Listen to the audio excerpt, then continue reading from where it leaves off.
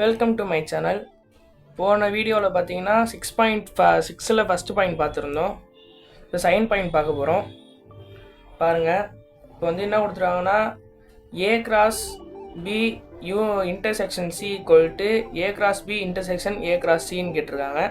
Simple தான். இப்போ வந்து எல்ஹெச்எஸ் எடுத்து எழுதிக்கலாம். A cross B intersection C. இப்போ வந்து பி இன்டர்செக்ஷன் சி எழுத வேண்டியதுதான். இப்போ வந்து பியோட வேல்யூ என்னன்னா 2, 3, 4. இன்டர்செக்ஷன் சியோட வேல்யூ என்னன்னா 3, 5. இதில் காமனாக உள்ளதை நம்ம எடுத்து எழுதணும். 3 மட்டும்தான் காமனாக இருக்குது. ஸோ 3 வந்து A cross B intersection C எழுத வேண்டியதுதான். ஏயோட வேல்யூ என்னன்னா 0.1, 0, 1 அண்டு பி இன்டர்செக்ஷன் சியோட வேல்யூ என்னன்னா 3. இதை வந்து நம்ம வந்து செட் பண்ண வேண்டியதான். 0, 3, 1, 3. இதான் பார்த்தீங்கன்னா எல்ஹெச்எஸ். ஆர்ஹெச்எஸ் எடுத்து எழுத வேண்டியதான். A cross B intersection A cross C. First A cross B எழுதுவோம். 0, 1 கிராஸ் 2, 3, 4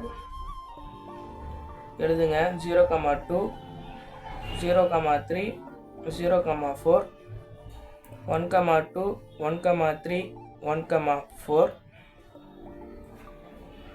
இதுதான் பார்த்தீங்கன்னா ஏ கிராஸ் பியோட வேல்யூ. அடுத்து பார்த்தீங்கன்னா ஏ கிராஸ் சி எழுத போகிறோம். ஏவோட வேல்யூ 0, 1. சியோட வேல்யூ என்னன்னா 3, 5. இதை செட் பண்ணுங்கள். 0, 3, 0, 5, 1, 3, 1, 5. பார்த்தீங்கன்னா இது ரெண்டுத்தோட இன்டர்செக்ஷன் நம்ம எடுத்து எழுத போகிறோம். Intersection A cross C. பார்த்தீங்கன்னா ரெண்டுத்துல காமனாக என்ன இருக்குன்னு பாருங்கள். 0, 2 இல்லை, 0, 3 இருக்குது. 0, 4 இல்லை, 1, 2 இல்லை, 1, 3 இருக்குது. 1, 4 இல்லை. பார்த்தீங்கன்னா இதுதான் பார்த்தீங்கன்னா ஆர்ஹெச்எஸ். பார்த்தீங்கன்னா எல்ஹெச்எஸும் ஆர்ஹெச்எஸும் ஈக்குவலாக இருக்குது. ஸோ நம்ம கீழே என்ன எழுதணும்னா LHS equal to RHS A cross B intersection C equal to A cross B intersection A cross C. Hence proved.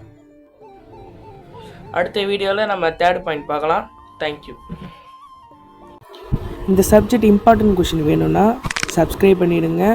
மறக்காமல் லைக் பண்ணிடுங்க. உங்கள் ஃப்ரெண்ட்ஸுக்கு ஷேர் பண்ணிடுங்க.